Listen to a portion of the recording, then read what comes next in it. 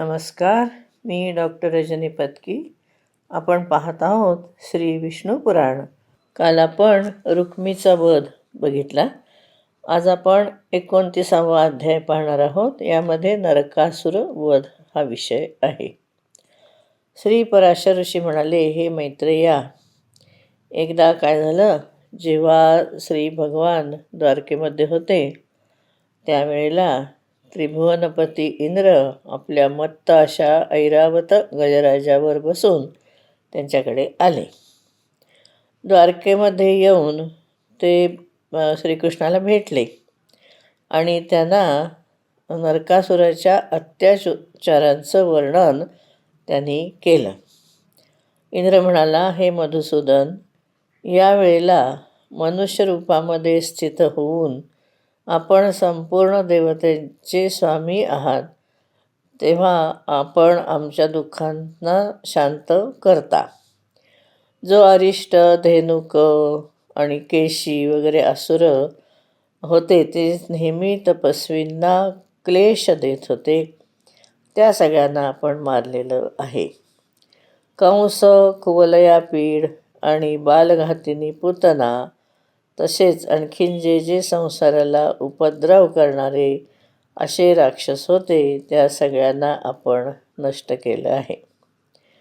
आपल्या बाहुदंडाच्या सत्तेने त्रिलोकामध्ये सुरक्षित झाल्यामुळे जे याजकांनी दिलेले यज्ञभाग आहेत ते प्राप्त करून देवगणसुद्धा तृप्त होत आहेत.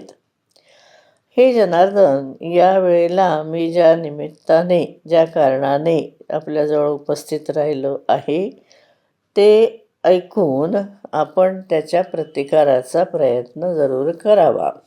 हे शत्रुदमन, पृथ्वीचा पुत्र नरकासुर नावाचा प्राग्ज्योतिषपुराचा स्वामी आहे. यावेळेला तो संपूर्ण जीवांचा घात करतो आहे. हे जनार्दन, त्यांनी देवता, सिद्ध, असुर आणि राजा वगैरेंच्या कन्यांचा बलात्काराने हरण केलं, म्हणजे जबरदस्तीने हरण केलं आहे आणि अंतःपुरामध्ये त्यांना बंद करून ठेवलं आहे, बंदी बनवलेलं आहे.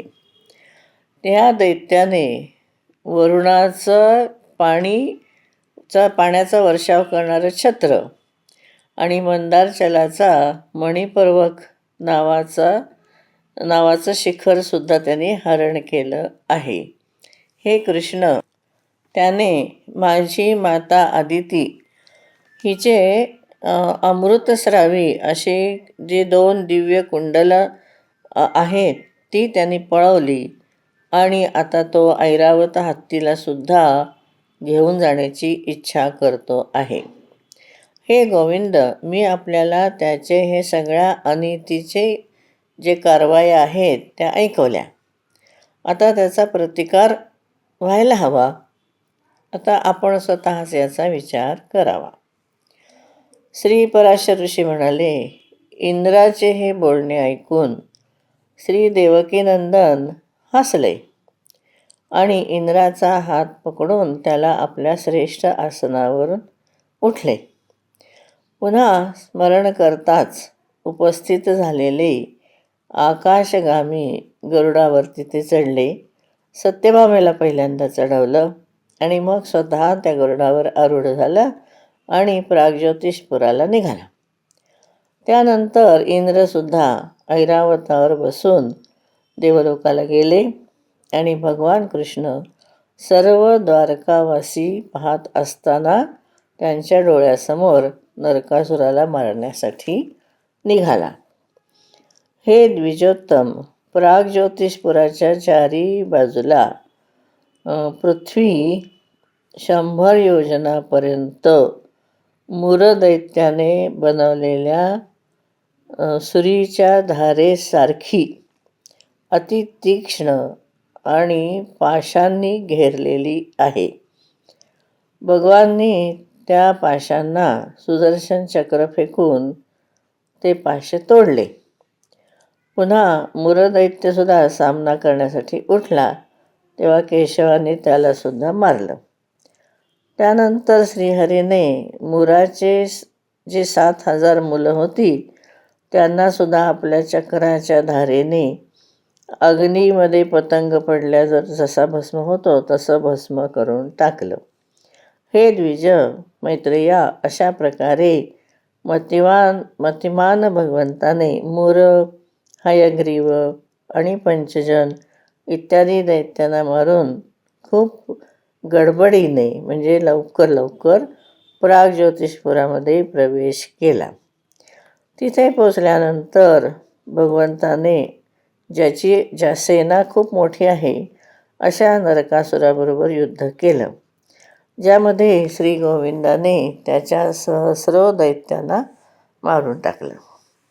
दैत्य दलन करणारे महाबलवान भगवान चक्रपाणी जे आहेत त्यांनी शस्त्रास्त्राचा वर्षाव केला आणि जे भूमिपुत्र नरकासुराने तोही त्यांच्यावरती वर्षा करत होता, त्या नरकासुराला सुदर्शन चक्र फेकून त्याने 2 तुकडे केले.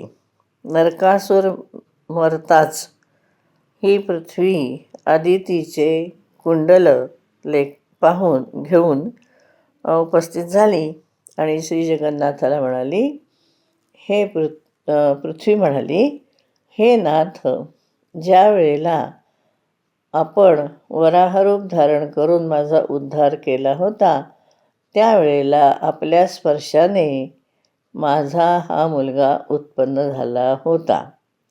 अशा प्रकारे आपणच मला हा मुलगा दिला होता आणि आपणच त्याला नष्ट केलं आहे. आता ही आपण कुंडल घ्या आणि ह्याच्या संतानाचं तुम्ही रक्षण करा. हे प्रभो, माझ्यावर प्रसन्न होऊन आपण माझ्यावरचा भार उतरवण्यासाठी आपल्या अंशाने या लोकामध्ये अवतीर्ण झालेले आहात. हे अच्युत, या जगताचे आपणच करता, आपणच पोषक आणि आपणच संहारक आहे.